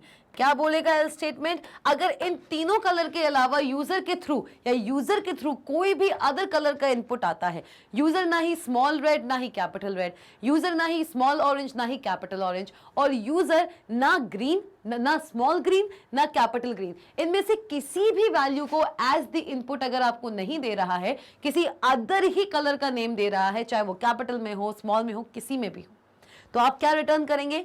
Print invalid. Clear? तो अभी हमने क्या दिया हुआ है इनपुट में? हमने दिया हुआ है येलो। क्या दिया हुआ है? हमने दिया हुआ है येलो। और येलो जो सिग्नल की वैल्यू है, सिग्नल की क्या वैल्यू आ गई भाई? सिग्नल की क्या वैल्यू चल रही है? सिग्नल की वैल्यू चल रही है येलो। यही चल रहा है भाई लोग, चल रहा है कि नहीं चल रहा है? येलो, येलो सिग्नल ना येलो ना ही रेड के इक्वल है, ना ही कैपिटल रेड के इक्वल है। येलो ना ही स्मॉल ऑरेंज के इक्वल है, ना ही कैपिटल ऑरेंज के इक्वल है। येलो ना ही स्मॉल ग्रीन के इक्वल है, ना ही कैपिटल ग्रीन के इक्वल है। तो जब ऐसा सिनेरियो भी देगा, ऐसा सिनेरियो भी देगा, तो एल्स में जो कंडीशन लिखी हुई है, क्योंकि देखो पाइथन इंटरप्रेटर अगर इफ स्टेटमेंट के अंदर छलांग लगाया हुआ है, पाइथन इंटरप्रेटर ने अगर इफ के बॉडी के अंदर छलांग लगाई हुई है, तो उसे किसी ना किसी चीज को एग्जीक्यूट करके जरूर निकलना पड़ेगा। अब ना ही वो इसको एग्जीक्यूट कर पा रहा है, ना ही इस एलिफ को एग्जीक्यूट कर पा रहा है, ना ही इसको। तो ऐसे सिनेरियो में क्या करे? ऐसे सिनेरियो में फिर वो एग्जीक्यूट करेगा जो एल्स के अंदर लिखा होगा। मतलब कि अगर इनमें से कुछ भी सही नहीं, कोई भी कंडीशन सही नहीं, तो क्या करो? अगर इनमें से कोई भी सही नहीं है तो भैया ये कर देना। मतलब एल्स वाला जो स्टेटमेंट है वो एग्जीक्यूट हो जाएगा। फॉर इनपुट येलो क्या एग्जीक्यूट होगा? प्रिंट क्या एग्जीक्यूट होगा? एग्जीक्यूट होगा आपका प्रिंट इनवैलिड। क्या एग्जीक्यूट होगा भाई? इनवैलिड। इनवैलिड आपके मैसेज की तरह आपकी स्क्रीन पर प्रिंट हो जाएगा। कि मतलब अगर आप रेड, ग्रीन और ऑरेंज को छोड़ के अगर कोई अदर कलर देते हैं तो आपके कंसोल पे इनवैलिड मैसेज प्रिंट हो जाएगा। क्लियर हुआ? क्लियर हुआ कि नहीं हुआ? बता दो भाई, ये एग्जाम्पल क्लियर हुआ है कि नहीं हुआ है? क्योंकि हम आ चुके हैं अपने सेशन के एंड पे।